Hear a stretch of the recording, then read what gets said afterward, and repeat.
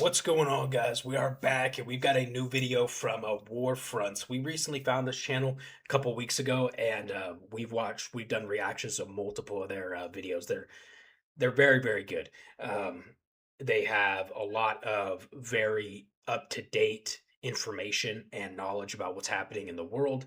And this specific video says Iran is now more dangerous than ever. And on the thumbnail, it shows a picture of this Iranian guy and basically says they have a new leader. If you haven't been kind of keeping up with the war in Iran, after the Ayatollah was obliterated and then all of his other people, all of his constituents, his colleagues, if you will, were also annihilated. His son supposedly took was supposed to take his place, and then he got bombed, and nobody has seen him since. There's reports he's dead. There's reports that he left the country. There's reports he has no legs, but he's alive. Nobody's seen him. So, and with that said, still nobody knows who is running Iran. It's un it's pretty much agreed upon widely that the IRGC runs Iran. IRGC is the terrorist regime that has all the basically the money and the weapons in Iran. That's what you need to control a country. And then there's like the Iranian, they have a president, believe it or not, that does nothing. They have other government officials, spokespeople that pretend like they have a say in stuff, and they'll even come out in some news statements and say, yeah, we want to negotiate with America, but it means zero, absolutely nothing, because the people running the country is the terrorist regime, the IRGC. So that's why we hear so much of this back and forth, or part of the reason why we hear so much of this back and forth. There's a deal on the table from Iranian officials. The next day, there's strikes in the Strait of Hormuz because they're not communicating. They're not on the same team. There's one, the IRGC runs the country. Then there's these guys way down here that are in the political sphere of the country that are trying to basically make calls when they're not able, they can't because they have no power. So we're gonna watch this. Check out this channel, War Fronts, man. It's very, very good. I'll link them in the description and the title. As always, grab a T-shirt if you want one. We've got our anti-Putin social club T-shirts, super, super sick. And shout out to everybody who's already grabbed one, and jump in the Discord if you're not already. Link in description. Let's go, guys. When a reporter asked Donald Trump back in March whether regime change was the goal in his campaign against Iran, his answer was pretty hard to forget. He had actually already regime changed Iran. Twice. We're not quite sure about the maths there, but in the main, he actually seems to have been onto something, just not at all in the way that he intended it. The bombing campaign that was Operation Epic Fury killed many of the Islamic Republic's top guys, and the transition has been enormous. Those new guys, though, are overwhelmingly the ones who are insisting that Iran's mistake in the first place was ever entertaining the idea that they could have negotiated with. That's the guy I'm talking about. That's the Ayatollah's son, I believe, that nobody has seen since that strike. Washington. Now, they've got the run of the place, and so far they've been so extreme on domestic and foreign policy alike that one has to imagine that the US president is beginning to miss the Islamic Republic of years gone by. And he's not the only one. Everyone in the Gulf spent the war warning Washington that a wounded Iran would be more dangerous than the one before. And guess what? It's starting to look like they just might have been right. I want to preface this, okay, because anytime I'm gonna, I sense some kind of pretty strong political bias, I'm gonna bring it up, and this channel is absolutely more left leaning, more liberal leaning, more progressive leaning, if you want to put it politely. That's not a problem, okay, but keep that in mind when you're watching this. So when he says things like, now that the war has started, the IRGC has taken over the country of Iran. No, the IRGC has always run the country of Iran, but now it's just much more apparent. There's more spotlights on it. Stuff like that. Keep a filter on, right? I would say the same thing if this was an overly Republican, if there was a Republican bias on this narrative as well. On the morning of February 28th, American-Israeli aircraft kicked off the campaign that killed Iranian Supreme Leader Ali Khamenei, along with much of Iran's top military and political leadership. By the time that the dust had settled on that campaign, well over a month later, Iran was practically putting out help-wanted signs across the country for all the positions that had been left vacant. But staff up they did, and almost all of the new promotes were members of the hardline Islamic Revolutionary Guard Corps, or IRGC, along with its strongest supporters. There's been a lot of attention paid to Ali Khamenei's successor, Mujtaba, and his background as a hardliner himself, though given that we still do not have any proof of life from him, it's hard to really tell just how involved he is. In his absence, Ahmad Vahidi has largely been running the show, the IRGC's commander-in-chief, who has been largely responsible for insisting that the country not make any concessions towards Washington. What are these microphones, dude? There's gotta be a more efficient way to do this. That is absurd. But once you dig deeper beneath the guys at the very top, the situation gets a whole lot more bleak. Just the other day, Iran appointed 6 separate senior military commanders, including the Secretary of the Supreme National Security Council, the guy who oversees Iran's most important national security body, with Mohsen Rezai, who is just about as hardline as they come. The man who replaced Mohammad Bagher Zalgadeh is no moderate himself either, as both of them took over the top spot from a man named Ali Larijani. Larijani, who was assassinated in an Israeli airstrike back in March, which is noteworthy given that he was an outspoken advocate for negotiations with Washington. While we want to be careful with just how sincere these claims are, Larijani was reportedly pushing from within not just to enter into negotiations with Washington, but also even willing to make concessions on both Tehran's foreign and domestic policy. Even if some of those reports might be a bit too charitable, they suggest a completely different Iran than the one Washington finds itself. Even if what he's saying is true, and this guy wanted to negotiate with the United States, and was willing to concede certain things, it wouldn't happen because the IRGC runs the country. So there's multiple heads or spokespeople in Iran currently who would like to negotiate with the U.S., but it's not going to happen. So that doesn't matter. Staring down currently. Rezai, for his part, has no intention of being so conciliatory. He's about as close to a founding father that the Revolutionary Guard has. He joined them when they were first created in 1979, the same year of the revolution, and is widely accredited with being a chief architect of Hezbollah in Lebanon in the 1980s. Since then, he's consistently been pushing for some of the most maximalist positions imaginable. The man has been wanted in Argentina since 2006 over the bombing of the Israeli embassy in Buenos Aires that killed 29 people, along with the AMIA Jewish Community Center that killed another 85. So, yes, that is the guy that is running Iran's security body. Great. Good call blowing up his moderate predecessor, Israel. No way that could backfire, right? So it should probably be no surprise that that same body, the SNSC, is pushing for an absolutely unrelenting series of concessions from Washington. Chief among them, before they'd even consider reopening the Strait of Hormuz, include a complete lifting of the blockade on Iran, withdrawing American military forces around Iran, paying war reparations, and a guarantee to stop attacking Tehran's allies across the Middle East. Iran had previously been discussing a similar proposal back in May, which White House Press Secretary Caroline Levitt said they, quote, literally threw in the garbage. As much as the US might prefer the situation to be different, those proposals from that bin might be the only things that would make the Iranians willing to open the strait. On Monday, an advisor to Parliament Speaker Mohammad Bagher Ghalibaf announced that if the US did not accept each of them, the strait would simply remain closed through 2029 when Trump's successor would take over. Iran has some precedent on this "we'll wait you out" approach. In the immediate aftermath of the revolution and the subsequent kidnapping of the American embassy staff in Tehran, they decided that President Jimmy Carter wasn't someone they were willing to negotiate with and simply held the hostages for 444 days, right up until the very day that his successor, Ronald Reagan, was sworn in.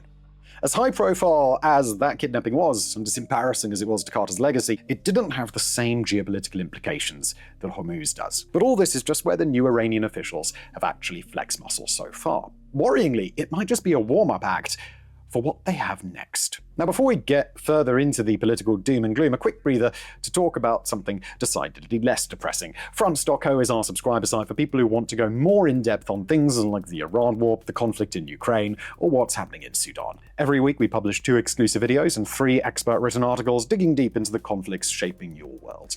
And starting this week, we've just sweetened the deal a little bit. From now on, Front subscribers also get access to ad-free versions of all new War Fronts episodes. So, if you would prefer your episodes with fewer YouTube ads and more of me talking about war, head to fronts.co and sign up now. It's just $5 a month, and in return you get access to exclusive videos, articles, and podcasts, and now ad-free viewing. Again, that's fronts.co. Do check it out. Deal. And now back to all the new and terrifying ways Iran can hold the Gulf region hostage. Big plans ahead. Now, when it comes to the views of the rest of the Middle East on this war, it's easy to assume that, since they were largely opposed, they must therefore be outright supportive of Tehran, or at least neutral. While this may be true for countries like Qatar, which has long maintained a close relationship with the Islamic Republic, it is not the case when it comes to the rest of the Gulf. Their concern from the outset was more that Washington didn't have the resolve to see the mission through, that the air-only campaign was more than... Bro, how does that even happen? Like, I can't think of a way that this would happen to that vehicle. That is so strange. Also, Qatar is not a fan of Iran. They may have been buddies with the IRGC in the past, but Iran has attacked Qatar multiple times since, or the IRGC has attacked Qatar multiple times since this. Nobody in the Gulf likes Iran right now.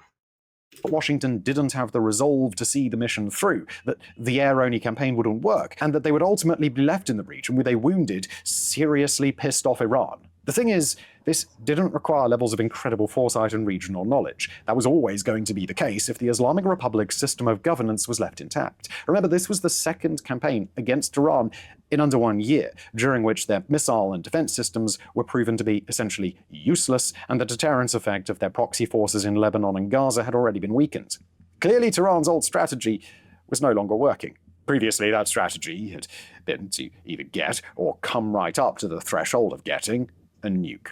And from an Iranian security perspective, it made sense why. Once you're a part of the nuclear club, nobody touches you. Just look at North Korea. Throughout the war, it became clear that Hormuz could fulfill a similar function, an easy lever with which Tehran could hold the world hostage and would make the once mighty United States bend the knee. That's a big enough concern, as is. But the way things are looking right now, it seems as though Hormuz is simply just one of the levers Iran now has at its disposal. Now, we at War Fronts have covered in the past the escalating conflict between the Iran-backed Houthi rebels in Yemen and Saudi Arabia, which so far has taken the form of the rebels trying to score domestic wins against their own enemy rather than jumping into the wider conflict on behalf of Tehran. On Monday, sources close to the rebels told the Emirati outlet The National that the rebel group wants to level up and be a true regional powerhouse by taking on a more active role in the war, including by eyeing future attacks on Israel and other US allies across the region. So far, in 2020.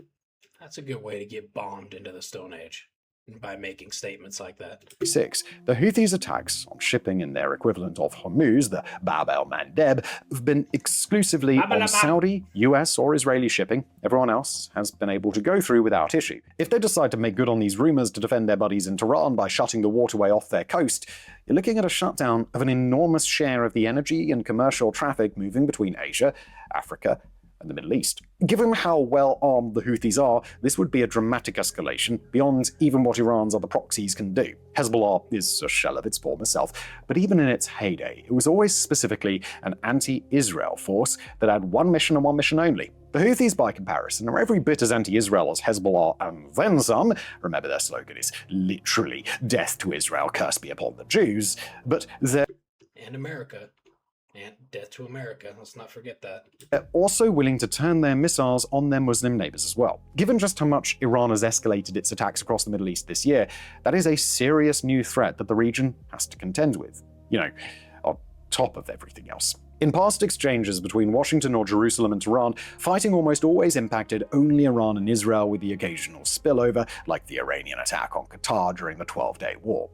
But it was always minor. and always targeting US military installations. This year, it's a completely different story. Tehran says that they're targeting US bases in the Gulf, but in reality are just blindly shooting whatever they have across the region in attempts to see what sticks. If the Gulf now has to contend with incoming fire, and they're aiming specifically at oil infrastructure as well in Saudi Arabia and the UAE from both Iran and the and Qatar and Jordan. Houthis, along with various blockades by the two, things start to get real messy real quick. There's one even nastier possibility on the cards too, even if it's more unlikely. Iranian officials have begun openly floating the possibility that any American operations in the region could be met with an Iranian ground insurgency into Kuwait, specifically targeting the US bases at Camp Arifjan and Camp Beirut. Analysts are largely skeptical that Iran would be able to actually pull off an invasion and subsequent occupation of the country. Iran's speciality is, after all, asymmetric warfare. But the Iranian conventional... And another way to put that is their specialty is fighting like vaginas, basically. If they try to do a ground invasion, dude, the minimal U.S. bases in Jordan and Qatar would annihilate them. They need to stick to putting large boom booms on their paper planes and flying them hundreds of miles. They need to stick to that technique if they want to do anything. Military, the Artesh, is nearly 500,000 men strong and have been sitting on the sidelines throughout this entire conflict, waiting for that one order to come down. All of which makes Tehran's foreign policy more aggressive than any point in the Islamic Republic's history. But the regime's newfound hardball approach isn't just being applied to their neighbors. It's not a newfound approach. This is interesting. This is the first time I've disagreed this, and I'm sorry to do this. This is probably really, really annoying. In fact, now that I think about it, but I need to call it out, and I would call it out no matter what we're watching regarding any scenario, right? But the IRGC has always been hardline. They've been killing their own civilians for decades, tens of thousands, in some cases, hundreds of, in some estimates, hundreds of thousands of their civilians. Just because the spotlight has not been on the IRGC, because the U.S. hasn't been involved up until last year when we bombed their nuclear facilities, doesn't mean they haven't been hardliners. I mean, who's the most hardline of all of them? The Ayatollah, who was in command, who was in the leadership seat up until this year. And the United States, it's arguably even worse for the people now living under it. That's probably true. Pity the nation. Now, perhaps the biggest tragedy of this war has been for the Iranian people, who are essentially stuck between a rock and a theocratic dictatorship. The Islamic Republic's track record on freedom of expression has always been abysmal, and was already trending in the wrong direction before this war even kicked off. There were 1,639 executions in the country last year alone, which is a 68% jump from 2024 levels, and the highest total since 1989. That number, spread over a year by the way, comes out to 4 or 5 executions every single day. Even this, though. Recorded. Let's remember that those are recorded executions, not what they're doing behind the scenes either. Seems to be something that will likely be doubled down on by the newly empowered IRGC officials. Since the war began, there has been a reported sharp spike in the number of executions for political crimes, people accused of spying for Israel or belonging to banned opposition groups.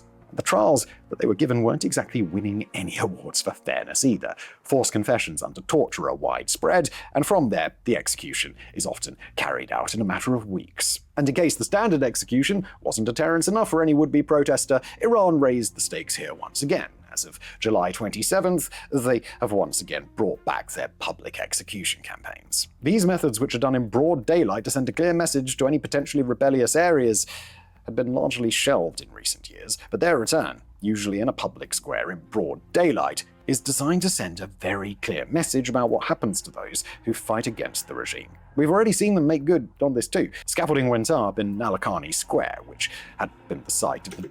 I'm going to piss some people off with this one, but where's all of our Free Palestine people? Why are they not advocating for the people of Iran? Where have they been? There's been more Iranians killed by their regime than Palestinians in Gaza. So I mean, let that sink in. Where are all the protests and where are all the people breaking into Nike stores and Apple stores and stealing phones and shoes in the name of free Palestine? Where are these guys when it comes to the Iranians?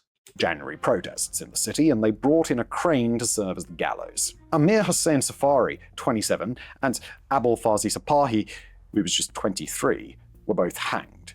Now, if you find yourself asking, but Simon, if Iran survived the war and is trying to project strength again, wouldn't they want to celebrate the victories rather than publicize dissent? Move on from what happened to January? Well, dear viewer, that might have been the previous approach by previous Iranian ministers, but with the new sheriff in town, nobody's getting off that easy. The protests that reportedly led to the massacre of tens of thousands of civilians back in January weren't some random outbreak that came from nowhere. No, they'd been going on since late December, when smaller protests broke out over the economic turmoil the country was in. We're not going to say that the regime didn't push back on them then. They did, but they took a comparatively mild stance relative to the crackdown that was to follow. Given that the subsequent crackdown was the thing that ultimately greenlit the US and Israel's joint operation against the country, the regime learned all of the wrong lessons. It was the fact that they even let the protests get to that point, where demonstrations were breaking out all over the country, that was the mistake, not the underlying circumstances that Iranians were protesting. So moving forward, what they have to do is make sure these protests are stopped in their tracks before they cause an international outrage. And that really does leave the Iranian people in one of the most unenviable positions we can imagine. It'd be one thing if the regime was taking an ever harder line abroad while times were good back home, but the Iranian economy was already in dire shape before the first bombs fell. Tehran's long-standing insistence on maintaining a nuclear program and funding proxies across the region has led it to be under some of the world's most intense international sanctions, which have dramatically escalated given the ongoing US blockade. Save for the brief lull during the short-lived Memorandum of Understanding in late June through mid-July, Tehran has been completely cut off from naval exports of crude, and given that nearly 90% of what it historically sold transits via ships, that's been an absolutely crippling blow. During the first blockade, exports fell from close to 2 million barrels per day to below 300,000 in May. The result of all of this is, by design, an economy in freefall. Inflation is approaching 90%, the rial has never been worth less, and bread lines have begun to form in the major Iranian cities. This is a new low even for Iran, so if Washington actually calls Tehran's bluff on the 2029 timeframe over Hormuz, ordinary Iranians are looking at years of this, under a regime that has already shown it considers their well-being just a mere afterthought.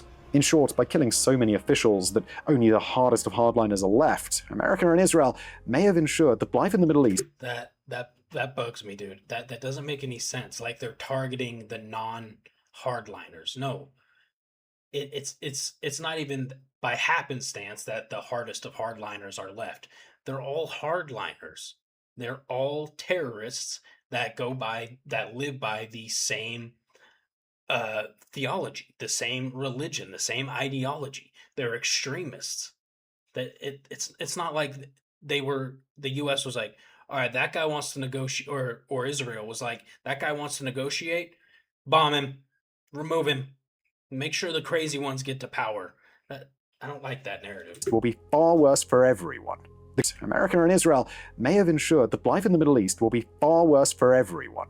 The Gulf states are now living under the constant threat of attack. One and possibly two vital waterways may be closed long-term with devastating economic consequences. The Iranian people are suffering more than ever, and the region is less stable than at any point during my lifetime. The Iran war began with the Trump administration thinking it could bag a quick, easy win before turning its attention to Cuba or elsewhere. Instead, it appears that it may have poisoned the regime for years to come. They were already poisoned, and they would continue to be poisoned. But I respect where he's coming from in the sense that if you're just anti-war across the board, okay, I get it. That's not my stance, obviously. I am pro-war when it's needed. When you have tens of thousands of civilians getting murdered in the streets, to me, that says that's a good reason to remove the people that are doing that, right? So, again, I apologize if that was obnoxious, but me cutting in there multiple times, but I'm going to call it out. I'm not just going to sit here while there's very biased, some of that stuff was extremely biased, rhetoric being told when that's not the full story, right? So I want to share the other part that he is not sharing, which I feel like I did. I am curious though what you guys think. I mean, in my opinion, it's only been a matter of time until someone's needed to eliminate the IRGC and wrangle Iran in, wrangle their government in, change the regime, whatever you have to do. Number one, for the Iranian people. Number two, for all the other people globally that have been affected by the terrorist actions backed by Iran directly, right? So it's aside from killing Putin, President Putin of Russia, and the Russian regime, this is the second most clear right and wrong, in my opinion, is eliminating the terrorist regime of Iran. I absolutely do not agree with the way the United States administration has gone about doing this. I think they were on the right track with the idea of eliminating the terrorist threat. Agreed. Get rid of their nuclear potential. Whether or not they were a day away or 5 years away from making a nuke doesn't matter to me. Eliminate it altogether. And the second someone in Iran starts to think about a nuke, drop a bomb on them. That's what I think. Again, a little bit extreme, but uh, I don't know. That's I guess I lost my train of thought because I went pretty extreme there, but I absolutely stand by that. Um, and there's people who are across the board anti-war, which I understand, and I also get that from the perspective of Republicans that voted for Donald Trump specifically based off of his campaign promises of not getting into any wars in the Middle East, and now he is arguably causing one of the, if not the biggest, war in the Middle East. I don't see tensions easing anytime soon. Things in if somebody can enlighten me here, maybe I'm not on a high enough uh, IQ level to see where somehow tensions will start to lower. The US goes home. All of a sudden, the IRGC are nice guys and they forget that they're terrorists and they're nice to their people again and they're nice to Israel and Israel's nice to them. I don't see how any of that is ever going to play out. Something's got to give. Someone needs to be removed. And it's not going to be the United States. It's not going to be Israel. It needs to be the terrorists. That's my take. Let me know in the comments. Yell at me, argue with me. I love it. I love you guys. See you in the next one.